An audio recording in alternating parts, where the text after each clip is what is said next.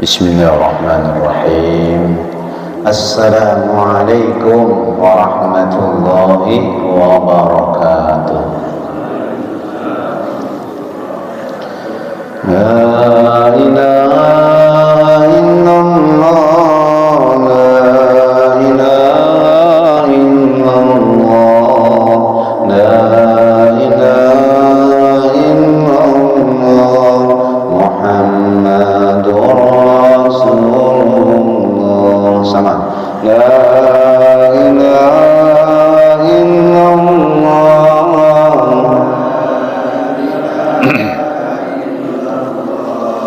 la ilaha illallah, Muhammadur.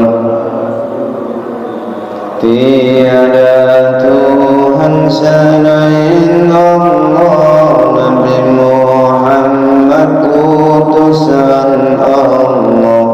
Peganglah Quran kalamullah, la ilaha illallah, la ilaha illallah,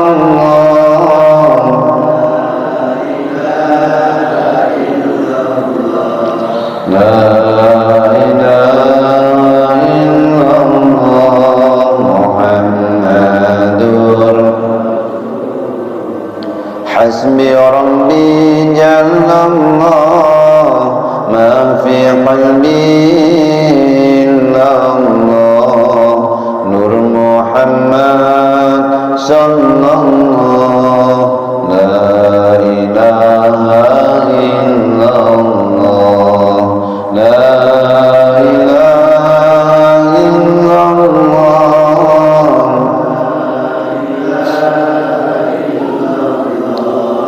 la ilaha illallah,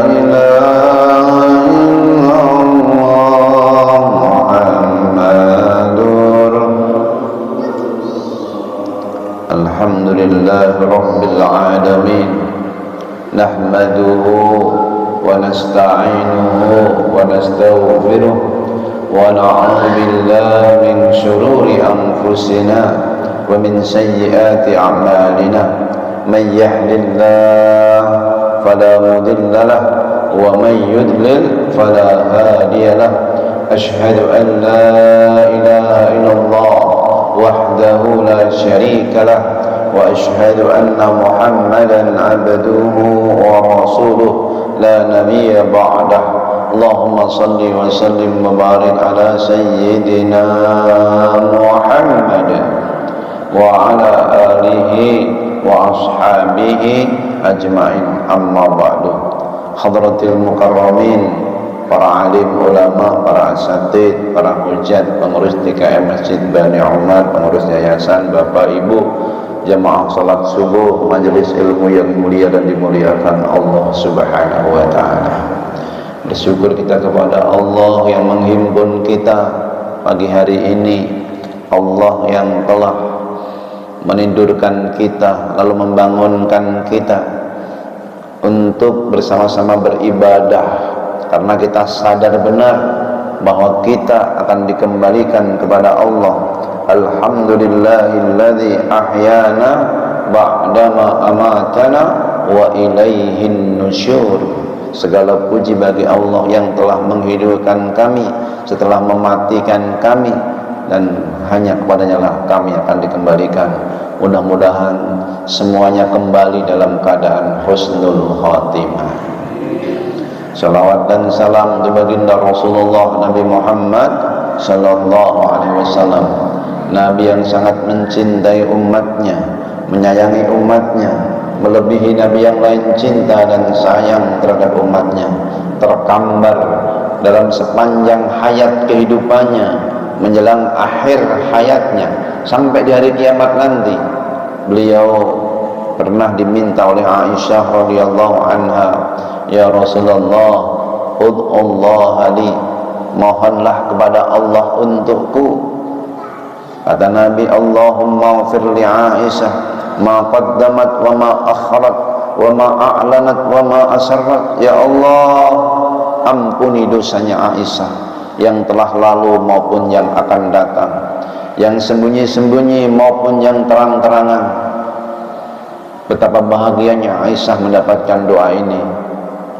Atasirru laki ya Aisyah, apakah doa ini membuat engkau bahagia? Tentu ya Rasulullah, engkau doakan aku supaya aku diampuni dosanya, yang lalu maupun yang akan datang, yang sembunyi-sembunyi maupun yang terang-terangan. Kata Nabi, ad'u biha li ummati fi kulli shalat. Aku berdoa dengan doa itu untuk umatku setiap salat. Setiap salat Nabi doain kita, ya Allah, ampuni dosanya umatku yang lalu maupun yang akan datang, yang sembunyi-sembunyi maupun yang terang-terangan. Begitulah cinta Nabi kepada kita. Tergambar juga setiap kurban hari raya Idul Adha, beliau menyembelih 2 ekor kambing, 1 kambing beliau doakan, bermohon kepada Allah, ya Allah, Allahumma taqabbal hada min Muhammad wa ali Muhammad, ya Allah, terima ini dari Muhammad dan keluarga Muhammad. Satu lagi beliau sembelih, taqabbal hada min ummati Muhammad, terima ini dari umat Muhammad malam yudakhi. Tergambar juga dalam sabdanya riwayat Imam Muslim ketika beliau menyampaikan, likulli nabiyyin da'watun mustajabatun, semua nabi memiliki doa yang pasti dijabah. Fata'ajjala da'watuhum, maka semua nabi segera menggunakan doa yang pasti dijabah itu sebagai senjata pamungkasnya digunakan di dunia ini. Tapi Nabi Muhammad menyampaikan, ikhtaba'tu da'wati syafa'atan li ummati yaumal qiyamah, aku simpan doa yang pasti diijabah itu supaya aku bisa memberikan syafaat kepada umatku di hari kiamat nanti. Jelang akhir hayatnya beliau disambut oleh malaikat Jibril, para malaikat siap menyambutnya, pintu surga dibukakan untuknya. Beliau menangis dan menangis. Jibril heran, lima tabki ya Rasulullah, kenapa engkau menangis? Bukankah para malaikat siap menyambutmu? Allah sudah menjamin mengampuni semua dosamu yang lalu maupun yang akan datang. Surga disiapkan untukmu. Ya Jibril ummati, ya Jibril ummati, bagaimana nasib umatku? Bagaimana nasib umatku? Kulli Muhammad, ya Jibril sampaikan pada Muhammad, jannati haramtu li syairil umam, aku haramkan terhadap umat yang lainnya sebelum umat Muhammad memasukinya.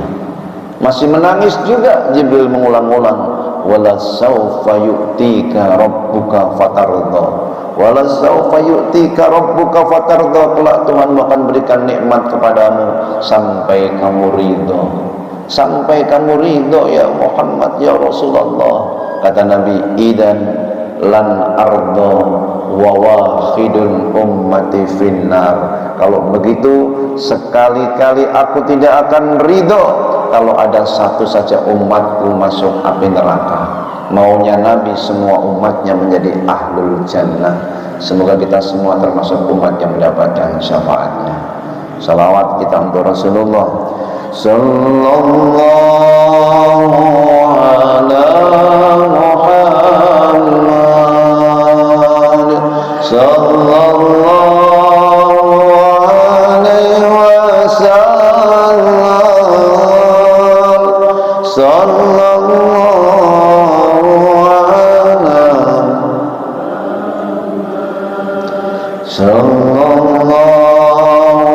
alaihi wasallam,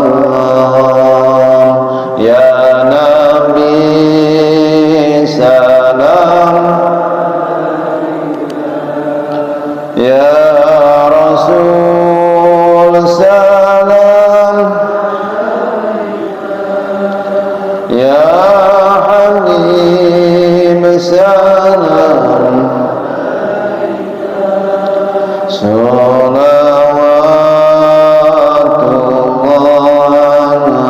alaika. Sekali lagi, sallallahu ala sallallahu alaihi wasallam, sallallahu ala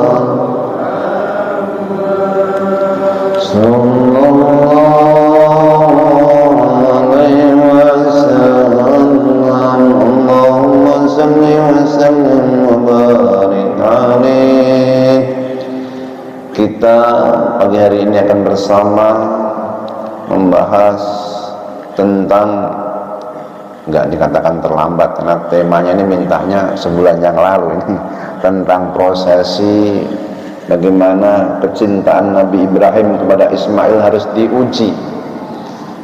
Nah, kita ini sebenarnya semua ini Ibrahim, dan kita punya Ismail. Ismail kita belum tentu anak kita, harta kita, sesuatu yang kita cintai, mungkin juga istri kita, dan semua waktu kita, ilmu kita, yang itu semuanya harus kita korbankan, kita persembahkan kepada Allah Subhanahu wa ta'ala. Nabi Ibrahim punya kedudukan yang tinggi dan mulia, disebut khusus wattakhadallahu Ibrahim khalila, dan Allah menjadikan Ibrahim sebagai kekasihnya. Bermula dari ujian Allah kepada Ibrahim, wa inibtala Ibrahim, dan ingatlah ketika Allah menguji Ibrahim rabbuhu bikalimatin fa'atammahu qala inni ja'iluka linnasi imama. Ingatlah ketika Tuhannya menguji Ibrahim bikalimatin, dengan kalimat-kalimat, perintah menggunakan ihram, perintah haji, perintah berkorban, perintah khitan, perintah siwak, istinsyak, ada 10 perintah. Fa'atammahun, Nabi Ibrahim menyempurnakan perintah itu, maksudnya menjalankan dengan sempurna. Qala inni ja'iluka linnasi imama, kata Allah, aku jadikan engkau sebagai imam, pemimpin yang menjadi teladan, dan kita semua diperintahkan mengikutinya. Wattakhidu, ittabi'u millata Ibrahim hanifa, ikutin milah Ibrahim yang hanif, yang lurus, yang menjaga tauhid. Maka Nabi Ibrahim ini menjadi idola bukan hanya umat Islam, umat Yahudi, umat Nasrani juga mengidolakan. Mereka semua mengklaim bahwa Ibrahim itu golongannya, kata orang Yahudi Ibrahim itu Yahudi, kata orang Nasrani Ibrahim itu Nasrani. Tapi itu cuman klaim. Kenapa? Al-Quran meluruskan, maka Ibrahimu Yahudiyya wala Nasraniyya walakin kana hanifan muslima wa ma kana minal musyrikin. Tidaklah Ibrahim itu Yahudi. Orang Yahudi menganggap Uzair anak Tuhan, Ibrahim bertauhid. Tidak pula Nasrani, orang Nasrani menganggap Isa anak Tuhan. Nabi Ibrahim bertauhid. Walakin kana hanifan muslimah, tapi Nabi Ibrahim itu hanif, lurus, mengesahkan Allah, muslim, berserah diri kepada Allah. Nanti akan tergambar betapa beliau berserah diri kepada Allah. Wa ma kana minal musyrikin, tidak termasuk orang-orang yang menyekutukan Allah. Nabi Ibrahim lurus.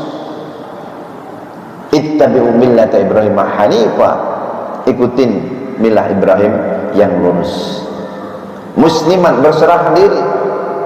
Bahkan beliau mengikrarkan, qul inna salati wa nusuki wa mahyaya wa mamati lillahi rabbil alamin la syarika lahu wa bidzalika umirtu wa ana awwalul muslimin. Al-An'am 162 163. Katakanlah, sungguhnya salatku, ibadahku, hidupku, matiku hanyalah untuk Allah, tiada sekutu baginya. Wa ana awwalul muslimin, dan akulah orang yang awal-awal berserah diri kepada Allah. Kalau kita wa ana minal muslimin. Dimulai dari hijrahnya Nabi Ibrahim. Kata Ibrahim, wa qala inni dhaibun ila rabbi sayahdin, dan berkata Ibrahim, aku akan pergi hijrah. Dan kita semua juga begitu, dhahibun ila rabbi, pergi menuju Tuhanku. Ketika kita lagi menuju masjid ini, pergi menuju Allah, menuju jalan menuju Allah. Jalan menuju Allah itu ada sampainya, ada nihayahnya, batas akhirnya, ketemunya. Tapi jalan bersama Allah nggak ada batas akhirnya. Kalau udah ketemu, jangan tinggalkan. Ini kadang-kadang gunung didaki, lautan diseberangi, diselami, masjid dilewati. Halo? Kadang-kadang katanya masjidnya jauh, goes ke Senayan bisa, kalian ke masjid nggak bisa. Naudzubillah. Tapi alhamdulillah yang datang ini ahli masjid semua ini. Disebut jarullah. Kalau ahlul Quran, ahlullah. Kalau ahli masjid, jarullah. Ahlul Quran, hamba-hamba keluarganya Allah.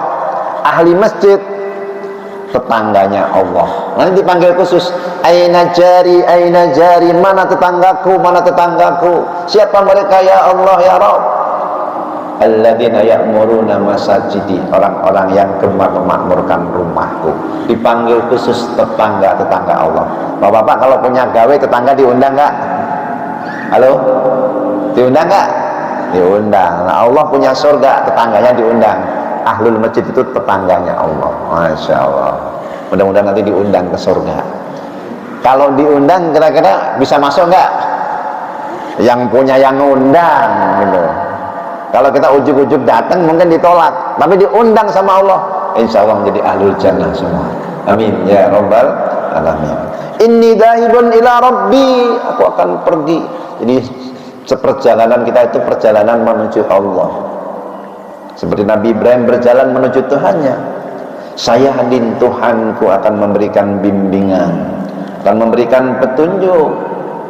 Beliau Nabi Ibrahim pergi ke Syam, negeri para nabi, pergi menuju Tuhannya, hijrah dari rumah. Saya hadim ila ma fihi salahuddin, yaitu kepada sesuatu yang menjadi kebaikan dalam agamanya. Kita ke masjid, kita ke majelis ta'lim, kita berbagi rezeki, itu semuanya yang menjadi salahuddin. Kita ngajak anak kita sekolah ke pesantren yang menjadi kebaikan dalam agamanya. Falamma hajara ilal ardil muqaddasah, ketika berhijrah menuju tanah suci, maka Nabi Ibrahim minta keturunan. Kok hidup sudah lama tidak punya keturunan, enggak henti-henti Nabi Ibrahim minta, Rabbi habli minas solihin, Rabbi habli minas solihin, Rabbi habli minas solihin. Rabb, karuniakan kepadaku anak-anak yang soleh. Semoga Allah karuniakan kepada kita semuanya anak-anak yang soleh dan solehah. Amin ya rabbal alamin. Waladan minal mursalin, anak yang soleh yang menjadi rasul. Fastajabna lahu, kami ijabah. Fabasyarnahu bighulamin halim, kami kasih kabar gembira ala lisanil malaikat, melalui lisan malaikat dikasih kabar gembira. Malaikat datang kepada Nabi Ibrahim, kamu nanti akan punya keturunan yang penyantun, anak itu tumbuh besar, sifatnya penyayang, penyantun. Waladin, seseorang anak, zakarin, laki-laki, halim, penyantun. Di halimin kasirin, sangat penyantun, punya belas kasihan yang luar biasa, taat yang luar biasa. Huwa Ismail alaihissalam. Nah, tumbuh besar Ismail. Falamma balagha ma'ahu sa'ya qala ya bunayya inni ara fil manam anni adbahuka fanzur madza tara qala ya satajiduni insyaallah minas sabirin.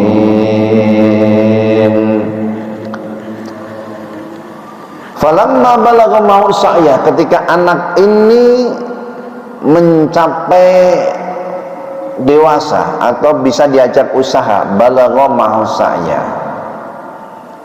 fanasya'a, tumbuh, sudah kurang lebih umurnya itu 13 sampai 15 tahun. Yas'amahu, bisa diajak usaha, bisa diajak kerja bersamanya. Fi asghalihi, dalam kesibukan Nabi Ibrahim, wa hawaiji, memenuhi kebutuhannya. Qala Ibrahim berkata kepada Ismail alaihissalam, ya bunayya, wahai anakku, inni ara fil manam, sesungguhnya aku melihat dalam tidurku, anni adbahuka, aku menyembelihmu. Jadi ada mimpi itu dalam bahasa Arab, ada di sini ara ini melihat, seperti melihat yaqdah, dengan sadar. Kemudian juga mimpi itu mimpi yang sifatnya ihtilam, itu mimpi basah. Dalam bahasa Arab itu beda, sama-sama mimpi tapi beda bahasanya. Ini ara, sungguhnya aku melihat, fi manami, dalam tidurku, anni adbahuka, aku menyembelihmu. Yujabu an adbahaka fil yaqdah, ini mimpi ini mewajibkan aku untuk menyembelihmu. Ini diriwayatkan ra'a lailatat tarwiyah, beliau melihat itu di hari tarwiyah, tanggal 8 Dzulhijjah, fi manamihi, di tidurnya. Ka'anna qailan yaqulu, seakan-akan dikatakan padanya, innallaha ya'muruka bidibahi ibnika hada, sesungguhnya Allah perintahkan kamu menyembelih anakmu ini. Falamma asbaha, ketika di pagi hari, tarwi fi dalika, tarwi itu ragu tentang itu, minas soba. Maka ketika tanggal 8 disebut hari tarwiyah, keraguan. Aminallah hadal hilm, apakah mimpi dari Allah, minas syaitan, atau dari syaitan. Jadi mimpi nggak semua dari Allah, kadang-kadang dari setan. Seperti mimpi, semalam aku mimpi buruk sekali. Mimpinya buruk, itu nggak baik itu. Tapi ini kalau nyembelih anak, kalau dari Allah dipikir-pikir, masa Nabi juga mimpinya digodain setan? Maka masih bingung ini, ragu. Famin sama sumia yaumut tarwiyah, oleh karena itu disebut hari tarwiyah. Falamma amsa ra'a misla dalik, sore hari, malam hari, mimpi lagi yang kedua. Fa'arafa anna minallah, ini benar-benar, maka beliau arafah, ngerti, arafah, mengetahui, annahu minallah, dia dari Allah. Fasumya yauma arafah, maka disebut hari arafah. Tapi apa langsung dilaksanakan? Enggak. Kenapa? Karena rupanya Nabi Ibrahim masih menunggu mimpi yang ketiga. Summa ra'a mislahu, sudah 3 kali, pasti ini dari Allah. Filaili salisah, di malam yang ketiga, fahamma binahrihi, lalu benar-benar ini Nabi Ibrahim hendak menyembelihnya. Fasumia yaumun nahri, maka disebut hari penyembelihan. Fanzur madza tara, perhatikan wahai anakku, bagaimana pendapatmu. Khukiya, ini diriwayatkan, anna Ibrahim lamma arada dibahahu, ketika ingin menyembelih anaknya, qala ya bunayya, wahai anakku, khudil habl, ambil tali, wal madiyah, pisau yang tajam, wang talaqa bina, ayo ila sya'bi, menuju bukit, nah tatop, nyari kayu, bilangnya mau nyari kayu. Ayo bawa tali, bawa pisau, bilangnya mau nyari kayu. Falamma tawassata Sa'ba, setelah sampai di tengah hutan, tengah-tengah gunung itu, Sabir, gunung Sabir namanya. Akhbarahu bima amara bihi. Nabi Ibrahim bilang, baru disampaikan. Jadi menyampaikannya enggak di rumah, menyampaikannya pas sudah di tengah gunung, tengah hutan. Faqala, ya wahai bunayya, anakku. Kata Ismail telah disampaikan itu tentang berita penyembelihan dan perintah Allah, kan kata Ismail, ya abati fa'al ma tu'maru satajiduni insyaallah minas sabirin. Wahai ayahku, laksanakanlah, kalau memang itu perintah Allah, lakukanlah, insya Allah engkau temukan aku termasuk orang-orang yang sabar.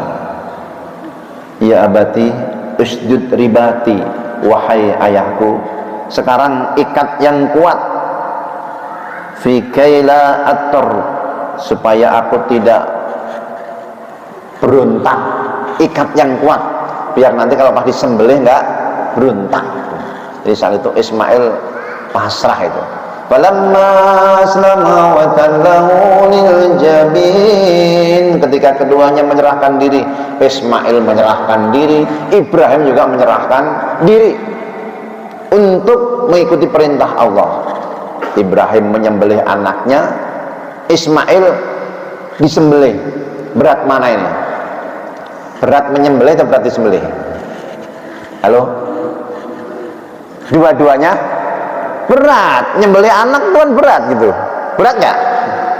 Anaknya taat, kalau anaknya bikin jengkel itu gitu. Ini anaknya taat, baik nih, sama-sama berat. Aslama wa tallahu lil jabin, ayah sudah siap, kuatkan ikatannya biar aku nggak berontak. Waqfi anni siyabaka, bajumu hindarkan dariku. Laila yandahu alayya, biar nggak kena cucuran darah. Nanti kalau kena cucuran darah, nanti ibu ngelihat darah itu ingat aku. Kaila yandahu alayya syai'un min dammi fatara'ahu ummi fatahzan, nanti ibu sedih kalau ngelihat darah-darah itu. Bajumu jauhkan dariku. Wastahidna safratahu, tajamkan pisaunya ayah. Ini anak luar biasanya, ketika mau disembelih masih ingat ibunya, supaya baju ayahnya dijauhkan, tidak terkena darah. Diikat yang kuat biar aku nggak berontak. Tajamkan pisaunya ayah. Jadi memang sudah siap untuk disembelih. Luar biasa. Wa asri imroriha ala halqi, nanti pas motong yang cepet ya ayah, liyakuna ahwanu alayya, biar aku nanti nggak lama-lama sakitnya pas motong yang cepet. Ini ya adegan yang luar biasa itu,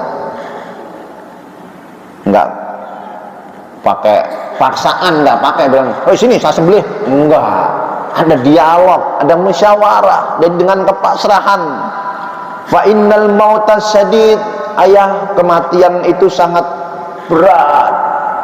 Aku tahu sangat berat. Waqra ala ummi salami, nanti kalau pulang sampaikan salamku kepada ibu. Karena izinnya kan nyari kayu, izinnya bukan mau nyembelih anak nih. Nanti sampaikan salamku kepada ibu.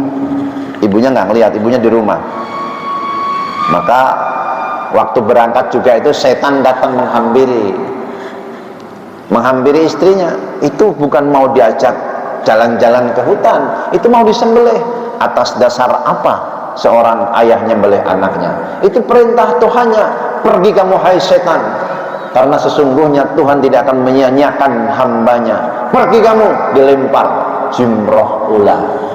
Jumroh pula. Ismail juga digodain, kamu mau disembelih ayahmu kok kamu nurut saja?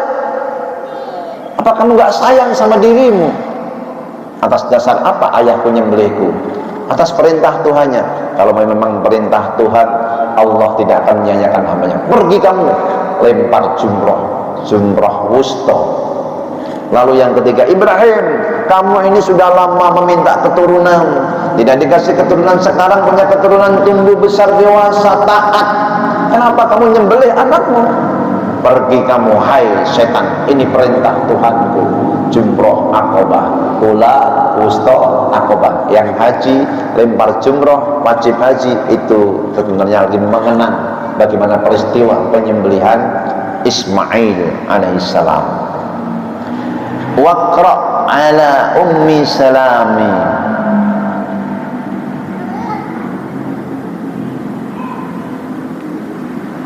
Wa in ra'aita an taradda qamisi ala ummi faf'al. Kalau engkau hendak mengembalikan baju-baju ini nanti kepada ibuku, lakukanlah. Fa innahu asa ayyakuna ashadulah.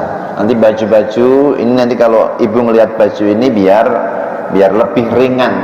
lebih ringan kesedihannya mengenang baju peninggalan Ismail.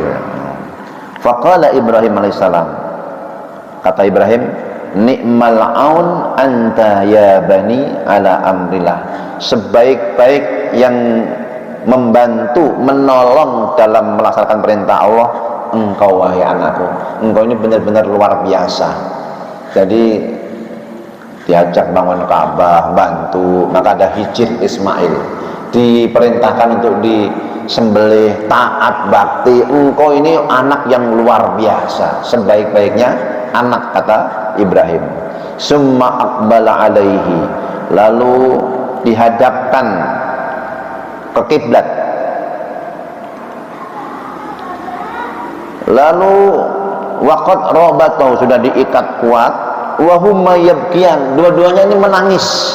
Ketika prosesi penyembelihan itu ya bapak sama anak sama-sama nangis. Wa huma yabkiyan.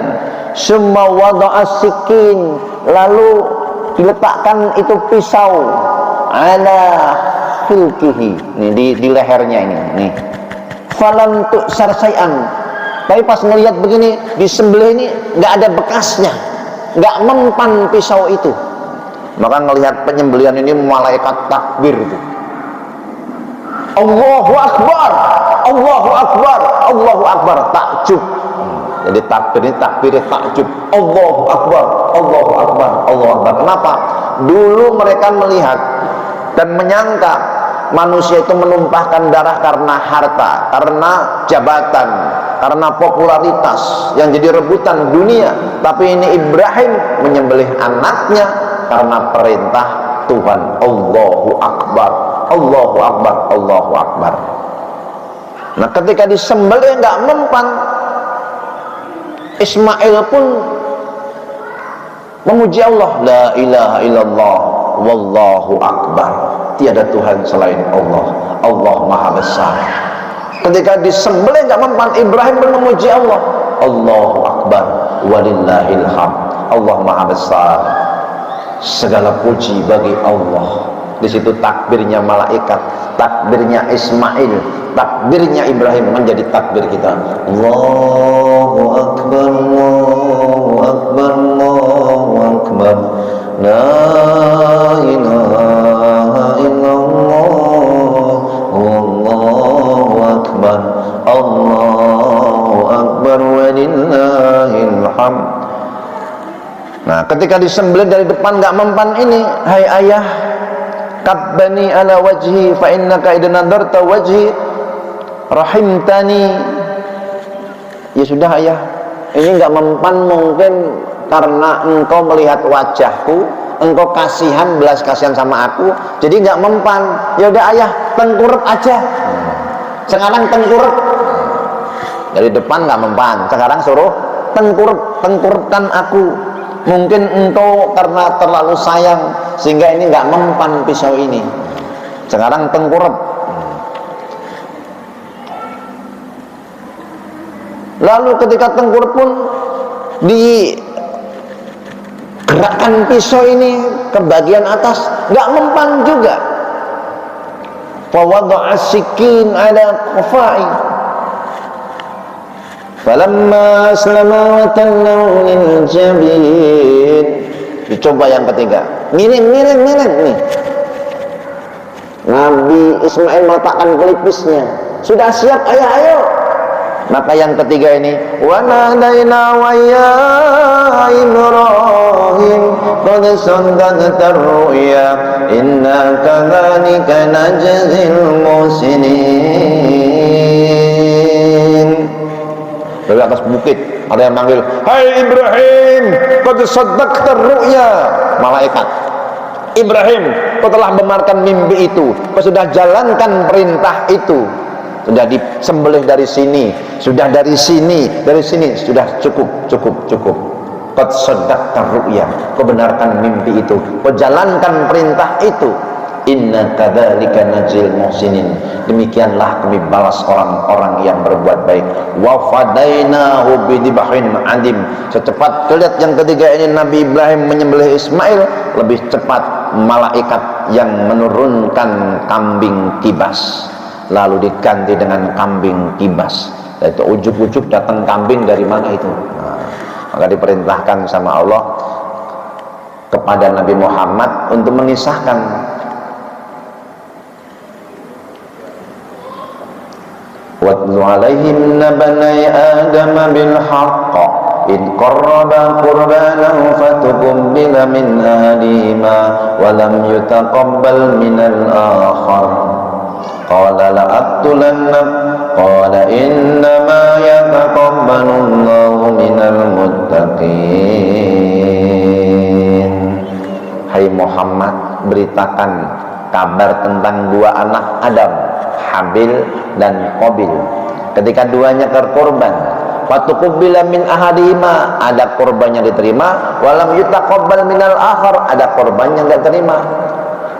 Qabil suruh korban. Qabil ini berkorban dengan gandum yang busuk-busuk. Habil berkorban dengan kipas yang gemuk.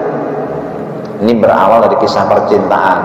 Nabi Adam punya anak 39. Siti Hawa itu mengandung 20 kali. Lahir kembar.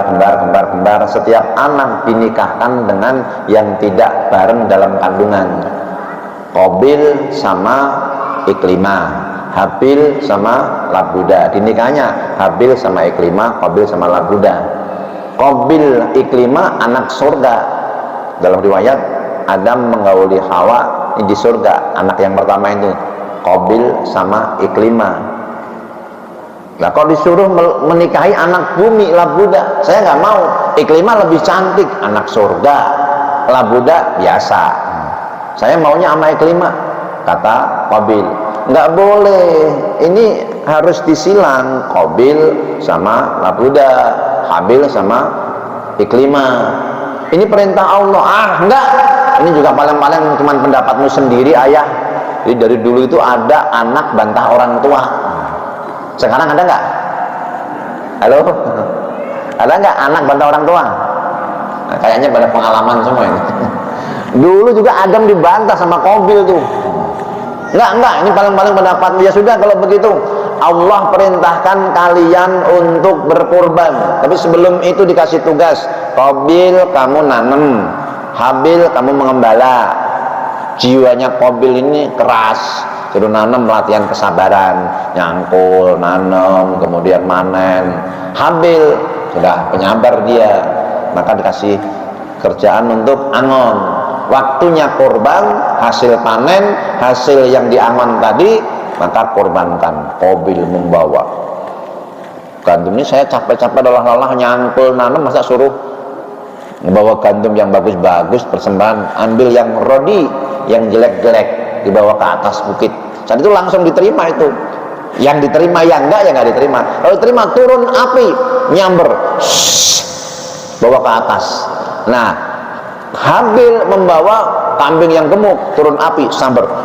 Lah punyanya Qabil sampai pagi masih di situ, enggak disamber, enggak dibawa ke atas. Habil yang diterima. Dari awal percintaan suruh berkorban, akhirnya Saat itu ya Habil dinikahkan sama Iklimah, karena dia yang diterima korbannya, yang berhak mendapatkan Iklimah. Kembali lagi tadi, dari mana ini kambing?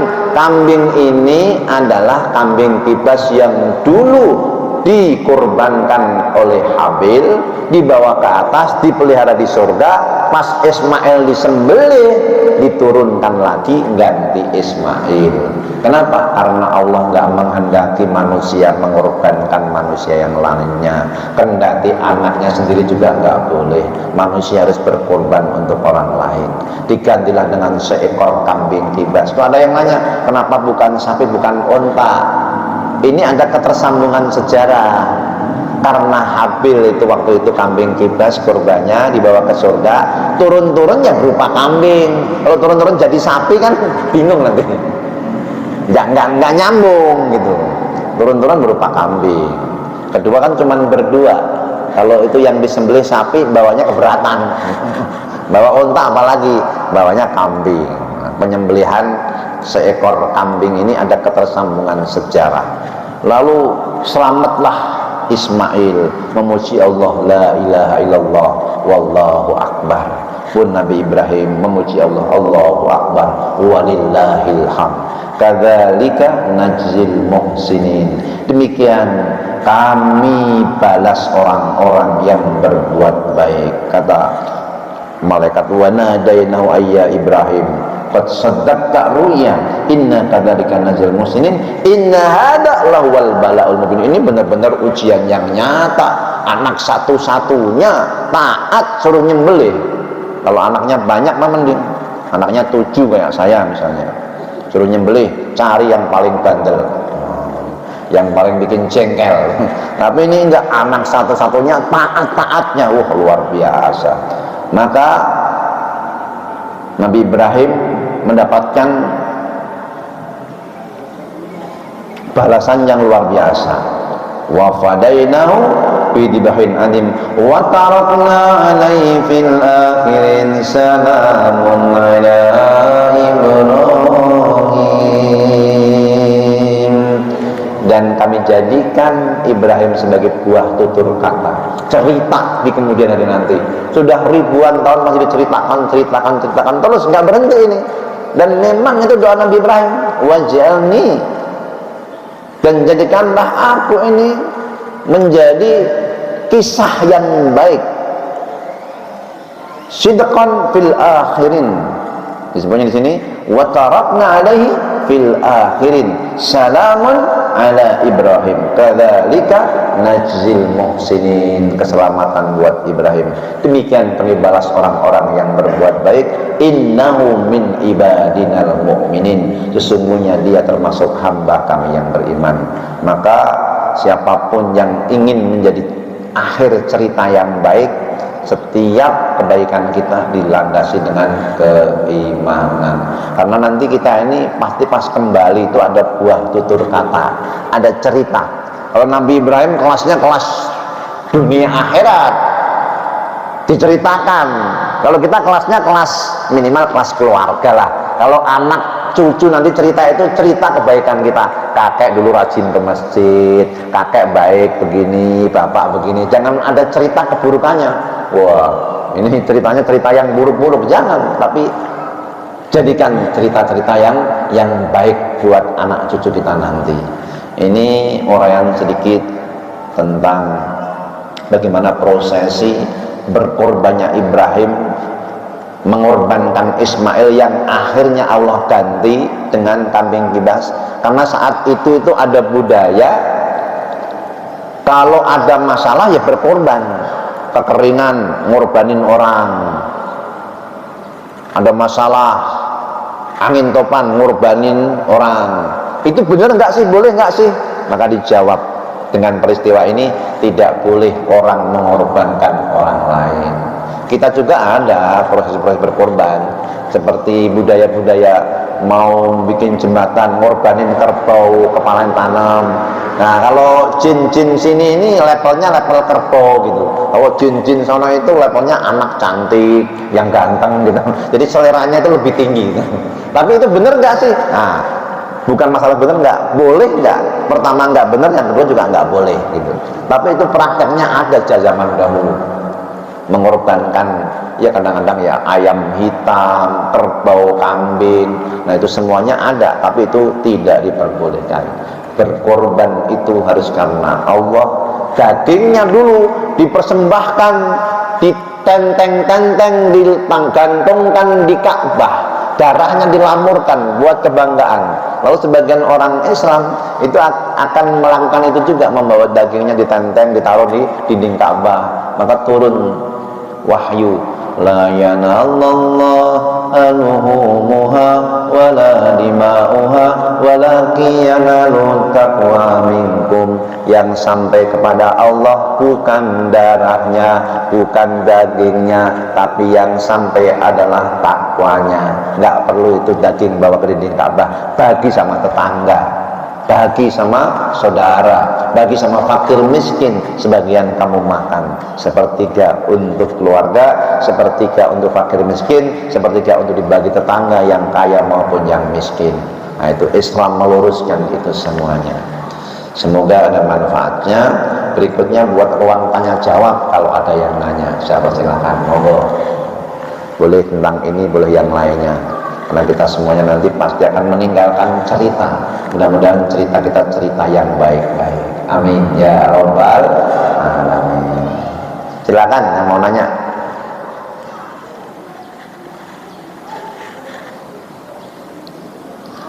Sudah paham semua? Atau nggak ada yang paham? Ada? Oh silakan. Boleh pakai mic nih, biar kedengaran. Assalamualaikum warahmatullahi wabarakatuh. Waalaikumsalam. Silakan. Apakah kambing bisa patungan, Pak? Ya.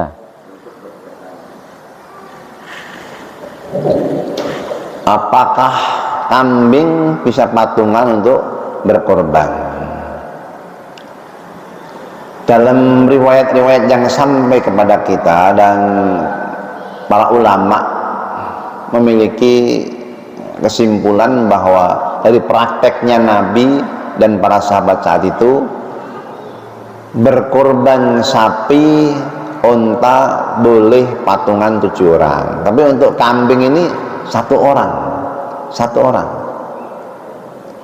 Kalau nanti ada model-model arisan apa itu, ya atas nama 1 orang, bukan atas nama banyak orang. Ini dari arisan ini misalnya, nggak bisa sebut arisan ini, sebut siapa namanya. Nah kalau yang korban-korban di sekolah, patungan anak-anak sekolah ini tiap hari 5.000 dapat 5 kambing setelah dikumpulkan sebulan, yaitu namanya latihan korban. Kalau mau disebut korban, maka hadiahkan uang itu kepada gurunya, ke fakir miskin, 1 orang nanti 1 kambing. Nah sebutkan baru. Nah tapi Nabi Muhammad untuk umatnya, ya itu kambingnya dari Nabi Muhammad, tapi itu dipersembahkan untuk seluruh umatnya yang belum berkorban. Nah itu termasuk yang khusus, siapa kekhususan dari baginda Nabi Muhammad. Tapi kalau dari mana, maka sungguhnya ini korban si fulan, sebutkan fulan bin fulan. Dalam madhab Syafi'i, korban itu sunnah ainiyah dan sunnah kifayah. Sunnah ainiyah itu minimal tiap pribadi ini pernah berkorban. Oleh karena itu nggak disebutkan 1 keluarga, cukup 1 aja, 1 orang ainiyah. Setiap pribadi minimal pernah berkorban sekali seumur hidup. Tapi ada sunnah kifayahnya, setiap tahun suruh berkorban 1 keluarga 1 minimal. Nah sebut namanya, atas nama bapaknya kek, ibunya kek, anaknya kek, yang di rumah itu. Sebutkan 1 orang. Itu sunnah kifayah tiap tahun. Maka jangan katakan tahun kemarin keluarga kami sudah berkorban. Kalau keluarga itu sunnahnya tiap tahun 1. Tapi kalau pribadi minimal seumur hidup sekali pernah. syukur-syukur tiap tahun, itu kan minimal pernah sekali. Jadi ada nanti ibadah kurban kita yang menjadi tunggangan di hari kiamat nanti. Addimu dhahayakum fa innahu matayakum yaumal qiyamah. Imam Rafi'i menjelaskan, besarkan hewan kurbanmu karena dia tungganganmu di hari kiamat nanti. Nah, di kurban tadi juga ada yang diterima, ada yang nggak diterima. Yang diterima kalau dulu langsung disamber api putih, diangkat. Nah, kalau sekarang diterimanya tandanya apa? Menjadi kebaikan, diampuni dosa-dosa kita. Nah, mudah-mudahan Allah terima semua korban-korban kita semua. Pun dalam haji pulang-pulang juga ada yang mabrur, ada yang mardud, ada yang tambah kebaikannya, ada yang tertolak kebaikannya. Yang mabrur tandanya apa? Linul kalam wa it'amut ta'am. Kata-katanya tambah mulia, dia sosialnya tambah kebaikannya. Jadi di situ semua itu ada penerimaan, baik makbul atau mardud, diterima atau tertolak. Amal ibadah juga begitu, sholat juga sama. Maka semuanya itu, semua ibadah itu ada dua macam ini. Ada yang fataqabbalallah, maka Allah terima. Ada juga yang tidak diterima. Mudah-mudahan korban kita, sholat kita, puasa kita, haji kita semua diterima oleh Allah Ta'ala. Amin. Jadi korban jadi satu orang. Itu dari pendapat Imam Syafi'i, itu yang ainiyah sama sunnah kifayah. Sudah cukup? Ada lagi? Silakan. Waalaikumsalam.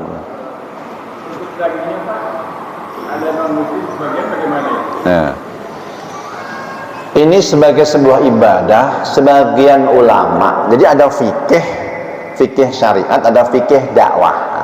Dalam fikih ini terbagi dua. Yang pertama, karena ini ibadah, sifatnya ibadah, baik yang berkorban, yang nyembelih, yang nerima, semua muslim. Karena ini ibadah. Sebagian yang lain lagi, makanya kalau yang nyembelih orang kafir nggak sah.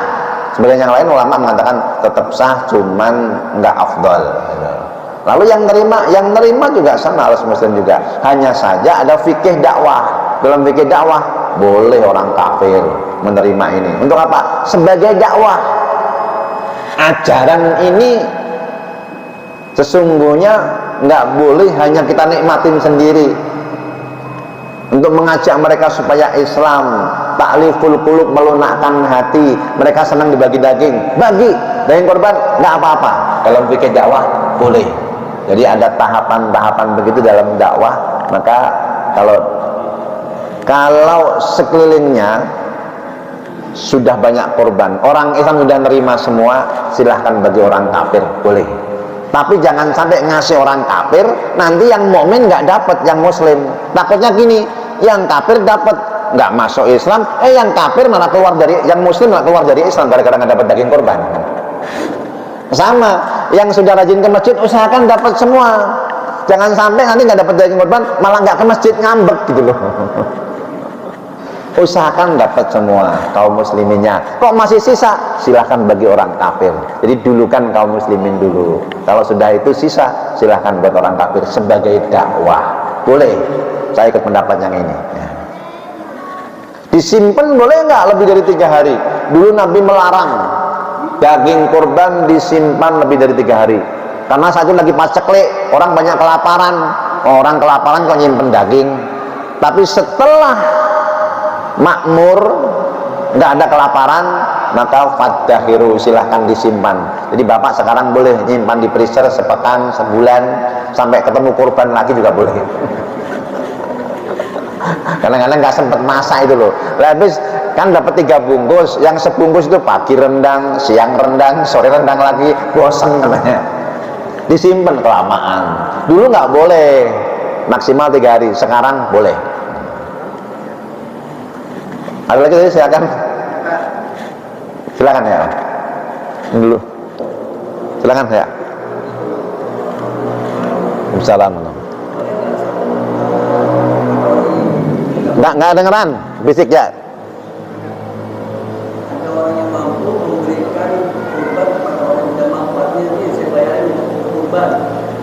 Secara mungkin saya boleh nggak satu kedua orang yang sedang amadu berikan untuk korban boleh.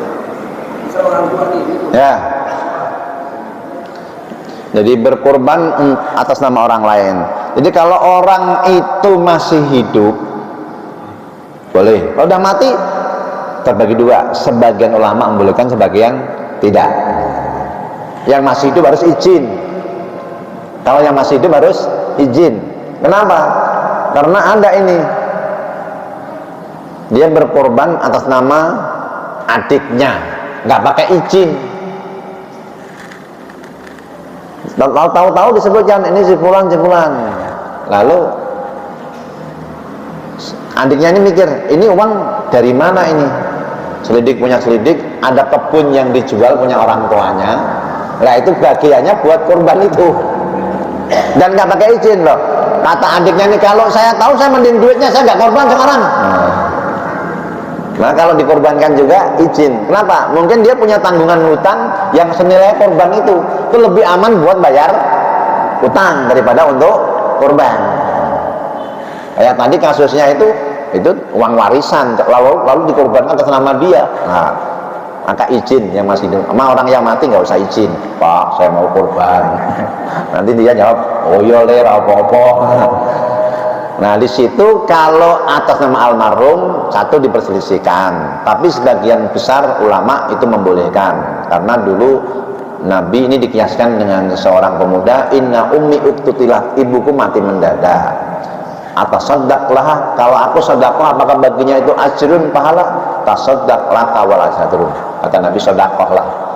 Untukmu, untuk ibumu dapat pahala, dua-duanya dapat pahala. Nah, korban bagian daripada seperti nilainya sedekah ini. Berhaji juga sama untuk orang tua. Nah, cuman dagingnya nanti diperselisihkan. Kalau korban nadar kita nggak boleh ngambil. Nah, korban untuk orang tua ini juga diperselisihkan. Satu, kita boleh mengambil, yang kedua nggak boleh. Yang boleh mengambil, boleh ngambil sepertiga. Yang nggak boleh, karena kalau korban atas nama orang, kita mau ngambil dagingnya, itu harus izin dulu. Nah, kalau bapak atas nama orang tua udah meninggal, ahli kubur, nanya kuburan, Pak, saya ambil dagingnya Pak ya. Kalau dijawab, iya ler apa-apa, silahkan. Kalau nggak dijawab, berarti nggak boleh. Jadi ini yang kedua ini diperselisihkan ngambil dagingnya. Tapi kalau korban nadar nggak boleh. Di situ para ulama beda pendapat. Kalau saya ikut pendapat, ya baik korban kita atas nama diri orang tua, selama bukan korban nadar, kita boleh mengambilnya maksimal sepertiga. Tapi kalau nadar nggak boleh, itu sudah kesepakatan ulama. Mungkin demikian. Baik, kita akhiri dengan doa. La ilaha illa anta subhanaka inni kuntu minadh dhalimin.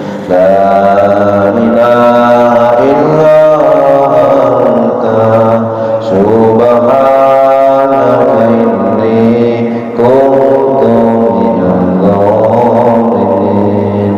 La